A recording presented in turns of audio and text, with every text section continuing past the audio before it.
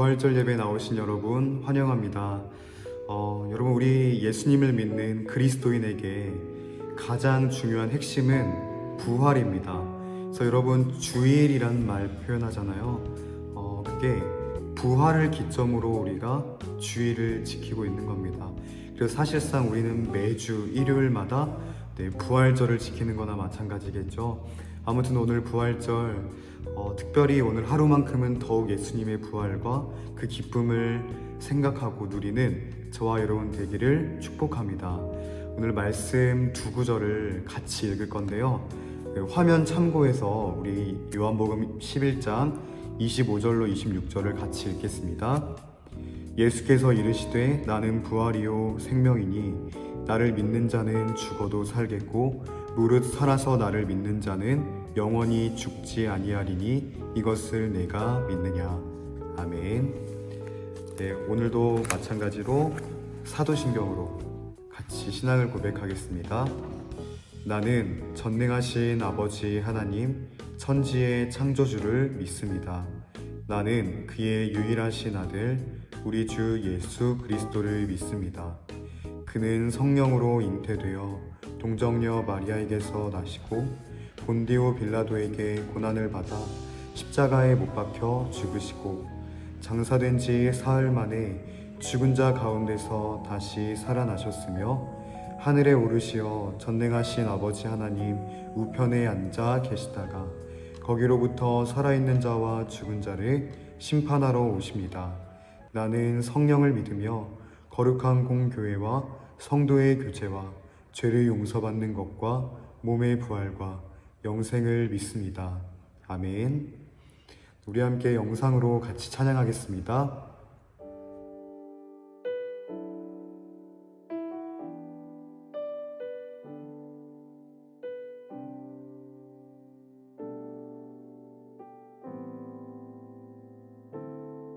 당신은 시간을 뚫고 이 땅 가운데 오셨네.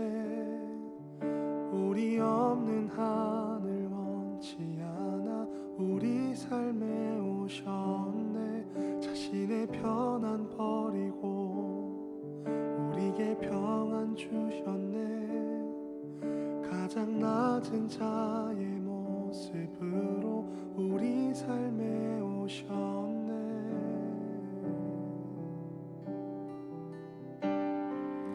하나님 우리와 영원히 함께 하시네. 꿈 없는 우리에게 그 나라 보여주시네. 연약한 자들의 친구가 되어주시고 힘없는 우리의 인생을 위로하시네.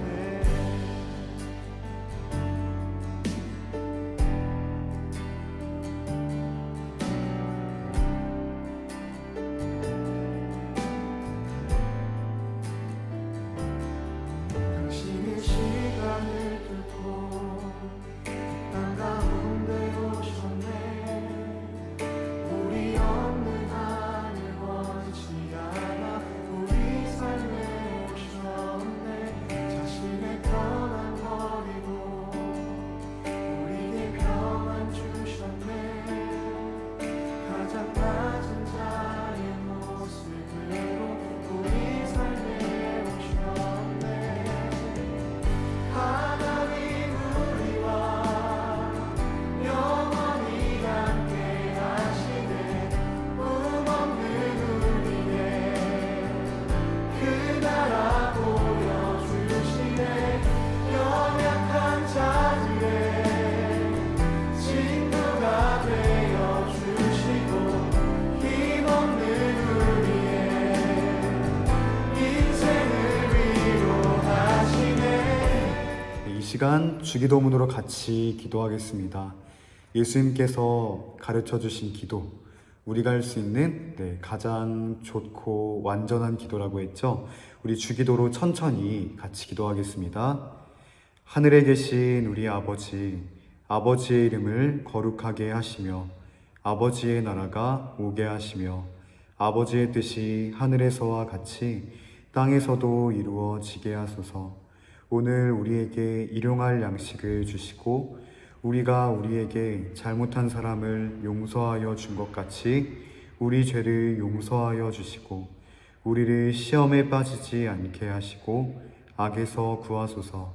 나라와 권능과 영광이 영원히 아버지의 것입니다. 아멘. 네, 우리 함께 말씀 찾겠습니다. 오늘은 요한복음 21장 15절로 17절까지입니다. 요한복음 21장 15절로 17절. 신약성경 185면 전후에 있습니다. 네, 15절부터 17절까지 좀 긴데요. 우리 같이 천천히 읽겠습니다. 시작.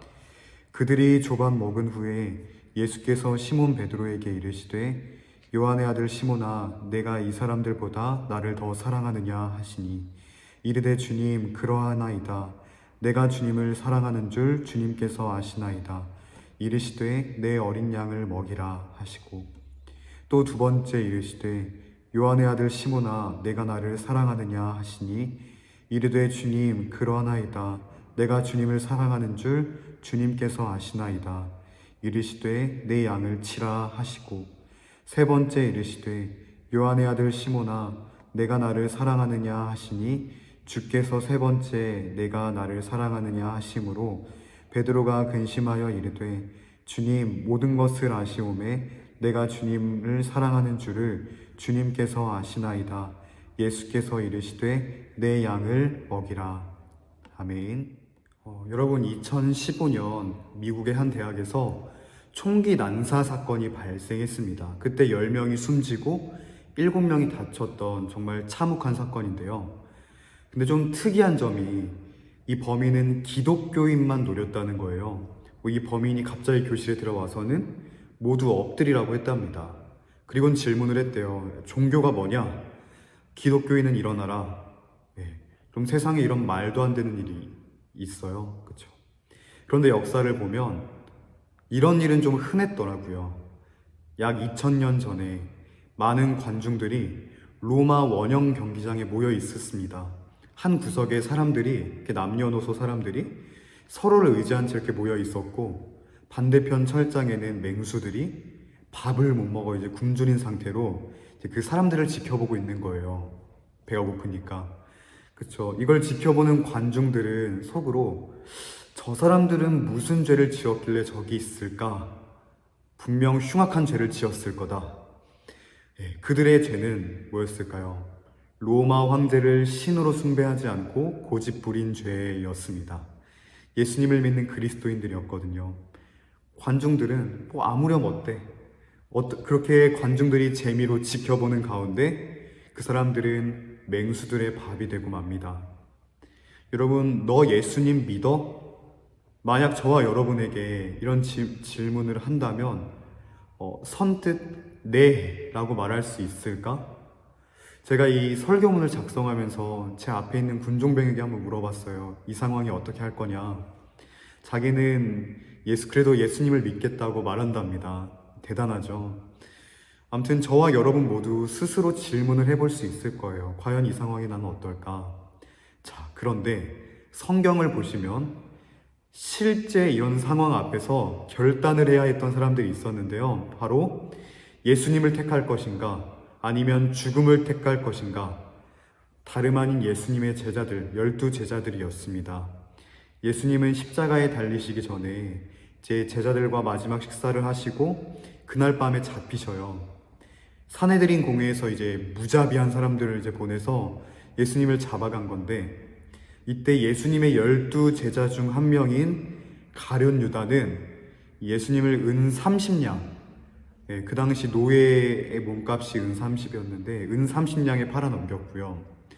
나머지 제자들은 어떻게 했을까요? 목숨 바쳐 예수님과 함께? 아니요, 다 도망갔습니다. 마가복음 14장 50절 이 짧은 한 절에 모든 것이 담겨 있어요. 제자들이 다 예수를 버리고 도망한지라. 여러분, 다른 사람도 아니고 12제자였거든요. 예수님의 공생애 3년 동안 동고동락, 먹고 마시고 같이 자고 기적도 체험하고 자, 그런데 죽음 앞에서 이 3년의 세월이 무색하게 제자들은 다 도망갑니다. 다 갔어요. 그리고 이 중에서도 우리가 주목할 만한 사람이 있죠. 베드로. 나는 누가 뭐래도 예수님 옆을 지키겠다. 목숨도 아끼지 않겠다. 호언장담하던 그 베드로. 그런데 그 예수님을 몇 번이나 부인하죠? 네, 3번. 나는 예수라는 사람을 모릅니다. 진짜 모릅니다.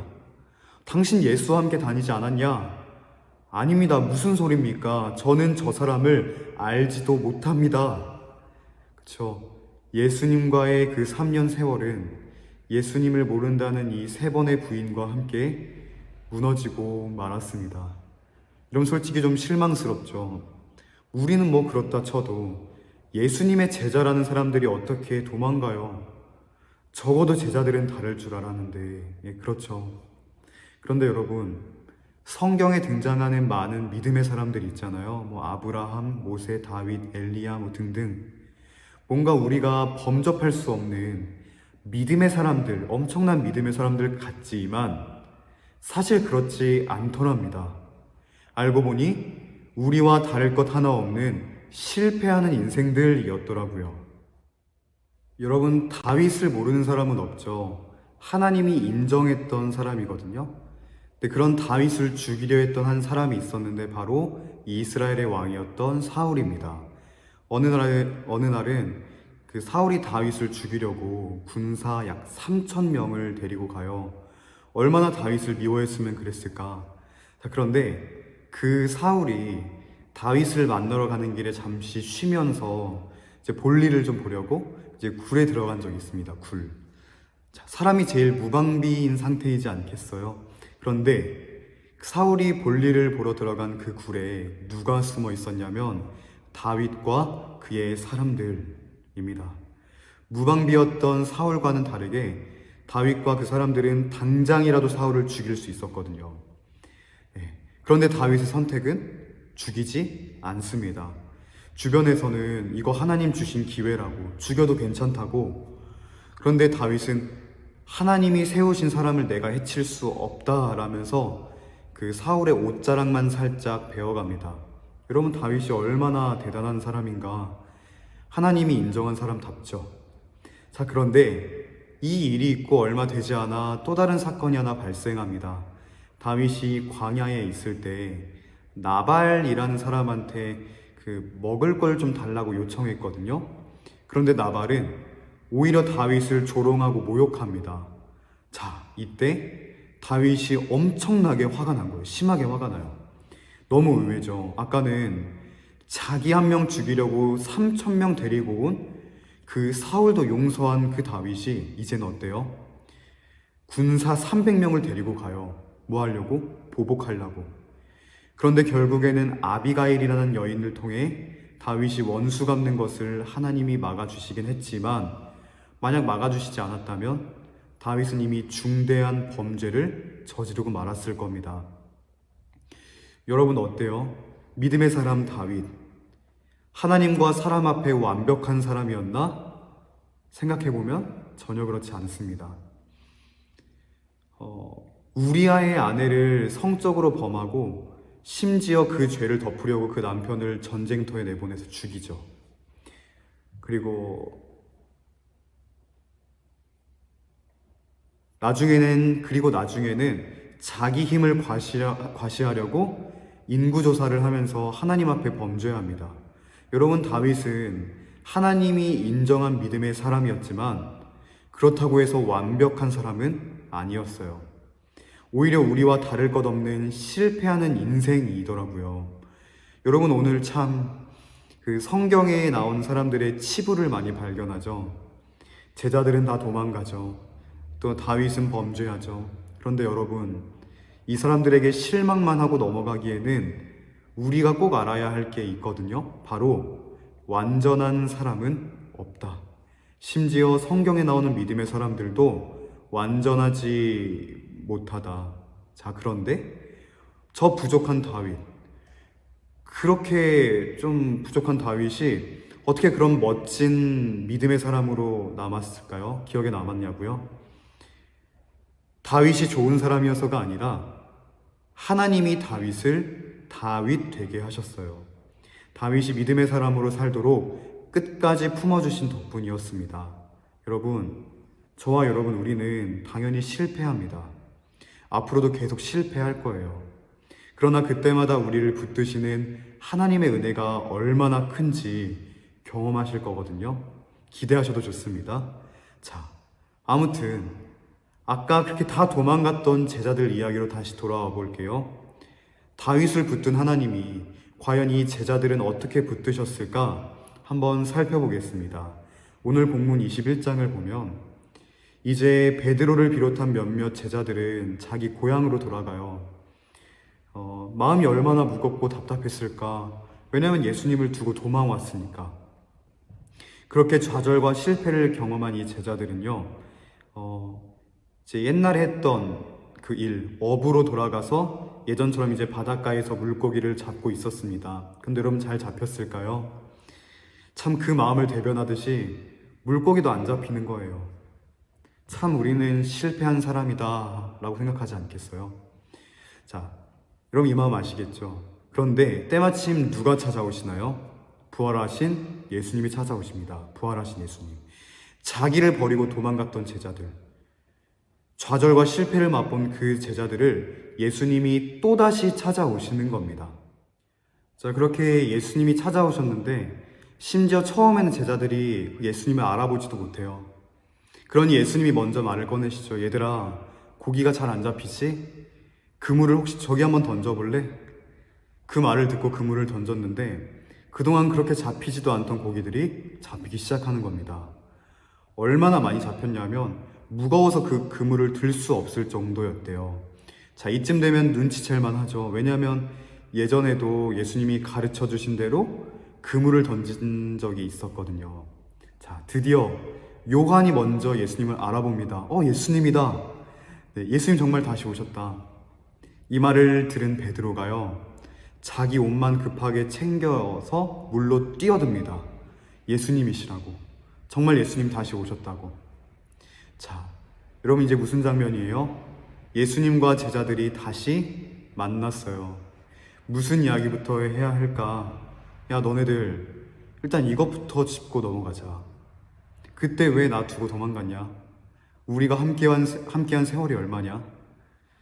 특히 베드로, 너 누가 뭐래도 나랑 같이 있겠다며. 그렇죠. 그럼 솔직히 이 제자들 혼나도 혼날만 하잖아요. 그런데 예수님의 첫 마디는 여러분 이거였습니다. 얘들아, 방금 고기 잡은 거 그거 좀 가져올래? 배고프다. 우리 같이 아침 먹자. 네, 예수님의 첫 마디입니다. 부활하신 예수님이 제자들에게 건네시는 이 한마디가 얼마나 따뜻한지 모르겠어요.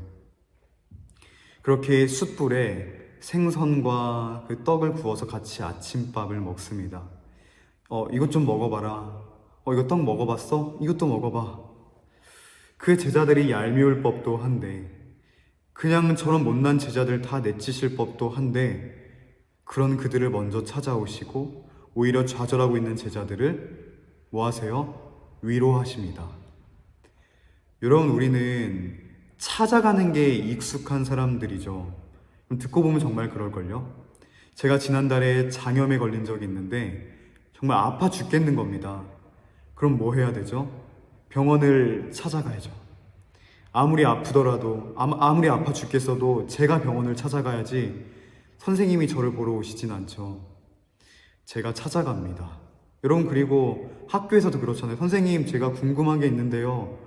이러면 궁금한 사람이 찾아가야지 선생님이 그렇다고 찾아오시진 않습니다. 우리가 사는 이 세상은 찾아가는 게 익숙해요. 필요한 사람이 찾아가죠. 약한 사람이 강한 사람을 찾아가죠. 낮은 사람이 높은 사람을 찾아가죠. 비교적 못난 사람이 잘난 사람을 찾아갑니다. 너무나도 당연한 이치예요. 그런데 간혹 특이한 경우, 좀 반대되는 경우도 있긴 하거든요. 어느 부부가 있는데 둘 다 의사예요. 근데 아프리카 해외 선교를 주기적으로 가신답니다. 왜냐면 거기 보면 의료기술도 낙후되고 병원도 잘 없잖아요. 그럼 작은 병만 걸려도 크게 번지는 거니까. 예. 그러니 그 의사 부부가 그것을 먼저 찾아가는 겁니다. 돈도 안 받아요. 그냥 찾아가서 치료해주고 도와주는 거. 여러분, 우리는 이런 걸 보고 뭐라고 표현하죠? 두 글자? 사랑. 사랑이 없으면 불가능합니다. 돈 준다고 해도 안 갈 사람들이 얼마나 많겠어요. 내가 그런 곳을 왜 가냐? 그러지 않겠어요? 그런데 이 부부는 직접 찾아가는 거예요. 사랑하니까. 여러분, 예수님도 제자들을 먼저 찾아오십니다. 왜요? 사랑하시니까. 제자들을 처음 만날 때도 제자들이 먼저 찾아오지 않았어요. 예수님이 한 사람 한 사람 찾아가시면서 제자로 부르시죠. 그리고 이번에 이런 큰 일이 있었지만 이번에도 또 먼저 찾아오십니다. 저 못난 제자들 보고 이제는 니네가 먼저 와라 할 법도 한데 또 찾아가십니다. 정말 따뜻한 사랑이죠. 성경에서 말하는 예수님의 사랑은 오늘 설교 제목처럼 먼저 찾아가시는 사랑이더라고요. 그렇죠, 여러분. 예수님 찾아가셨죠. 당시 사람들이 멸시하는 사람들 누구 있었죠? 뭐 세리나 창기나 사마리아인들 직접 찾아가셨어요. 몸과 마음이 아픈 사람들, 그리고 귀신 들린 사람들, 세상에서 실패하고 좌절한 사람들, 예수님은 정말 쉴 틈도 없이 걷고 또 걷고 그들을 찾아다니셨다고 했죠. 왜요? 하나님께서 이루실 그 하나님 나라는 한 영혼을 천하보다 귀하게 여기는 나라니까 그 하나님 나라가 임박했던 겁니다. 이제 우리가 마지막으로 본문 하나만 같이 보고 이제 마치려고 해요. 15절부터 쭉 보면요. 예수님께서 제자들과 아침밥을 다 드시고 베드로만 살짝 이렇게 불러내세요.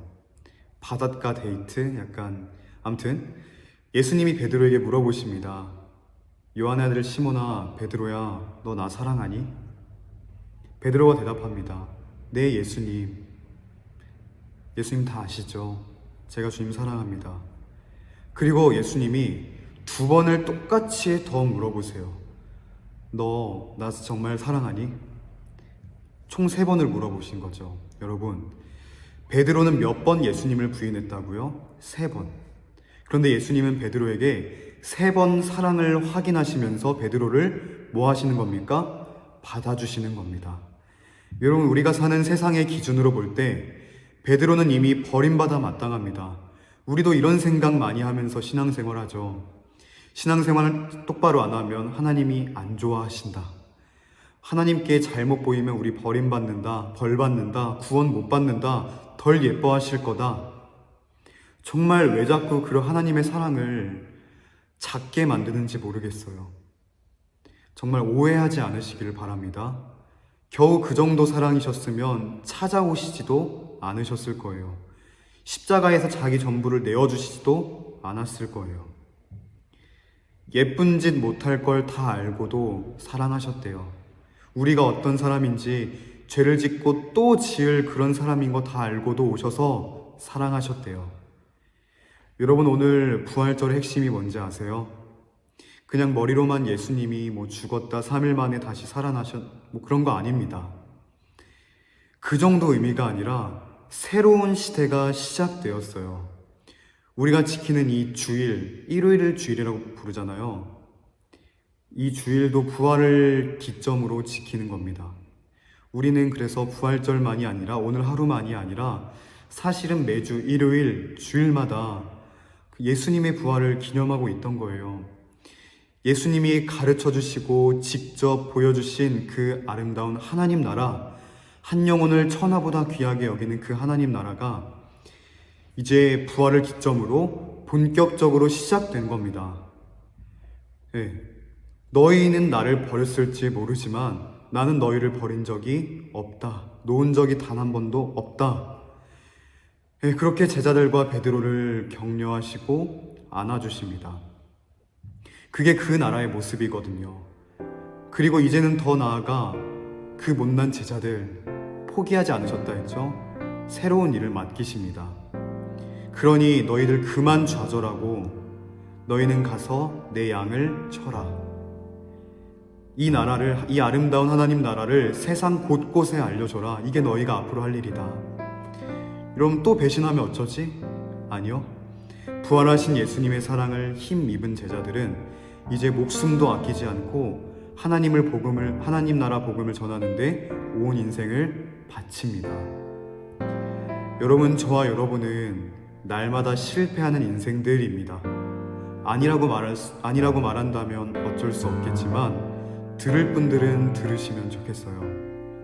그런 우리를 끝까지 찾아오시는 사랑 이야기, 이 부활은요, 그 사랑의 나라가 시작됐다고, 죄가 다스리던 그 나라는 끝나고 한 영혼의 가치를 천하보다 귀하게 여기는 그 아름다운 영원한 하나님 나라가 이제 시작되었다고 선포하는 겁니다. 그걸 기념하는 게 매주 일요일 주일이고요. 여러분, 우리는 실패하지만 그런 우리의 실패를 뒤집는 하나님의 은혜, 그 은혜를 경험하는 저와 여러분, 오늘 부활절 그리고 매 주일 되기를 예수 그리스도 이름으로 축복합니다. 함께 기도하겠습니다. 사랑하는 하나님 아버지, 오늘도 우리가 부활절을 통해 예수 그리스도의 부활을 다시 한번 마음에 새기게 하시니 감사합니다.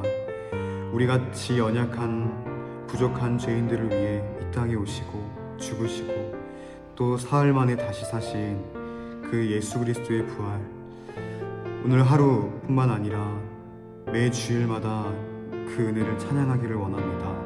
하나님, 이제는 죄가 다스리던 그 나라는 끝이 나고 영원한 생명이 다스리며 한 영혼의 가치를 천하보다 귀하게 여기는 그 아름다운 하나님 나라가 시작되었음을 다시금 기억합니다.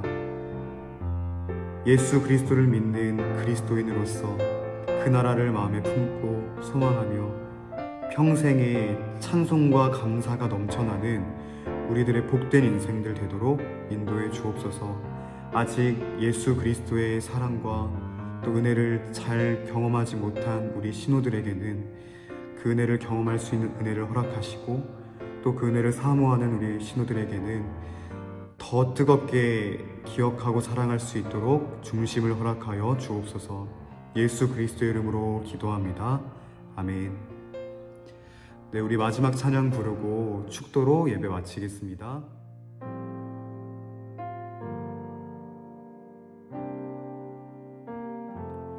우리의 섬김이 더 낮은 곳으로, 우리의 고백이 더 낮은 곳으로 쓰러져 있는 그들을 향해 당신이 그랬듯 더 낮은 곳으로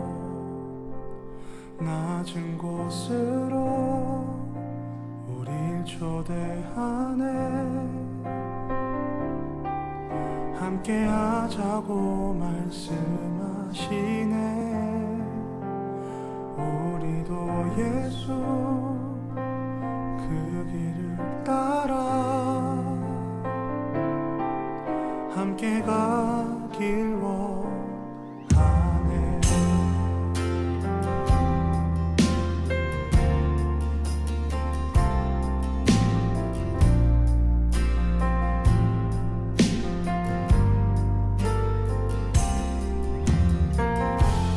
우리의 섬김이 더 낮은 곳으로, 우리의 고백이 더 낮은 곳으로 쓰러져 있는 그들을 향해 당신이 그랬듯 더 낮은 곳으로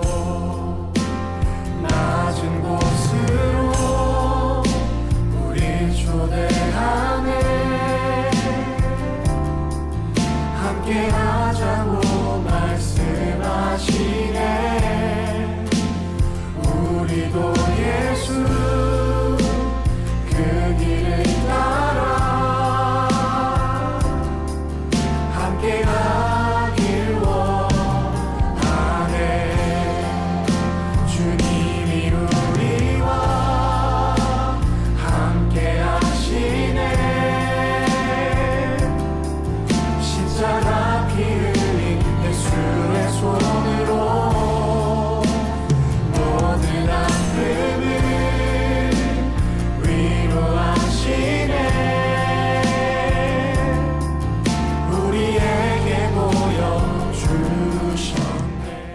기도하겠습니다. 부활이요 생명이신 우리 주 예수 그리스도의 은혜와 하나님 아버지의 영원한 사랑과 성령님의 내주 교통하심이 영원한 하나님 나라를 부활로서 시작하시며 우리에게 선물로 주신 그 은혜를 평생의 마음에 품고 돌아가는 우리 모든 예배자들 위해 이제로부터 영원까지 함께 있을지어다. 아멘. 네, 오늘 부활절 남은 하루도 복된 시간들 보내시고 아까 말씀드린 것처럼 오늘 부활절 하루뿐만 아니라 매주 일요일, 주일 우리가 부활을 기점으로 늘 그 새로운 나라, 이제 새로 시작된 영원한 하나님 나라를 찬양하는 복된 예배자들 되셨으면 좋겠습니다. 네, 예배를 마칩니다. 감사합니다.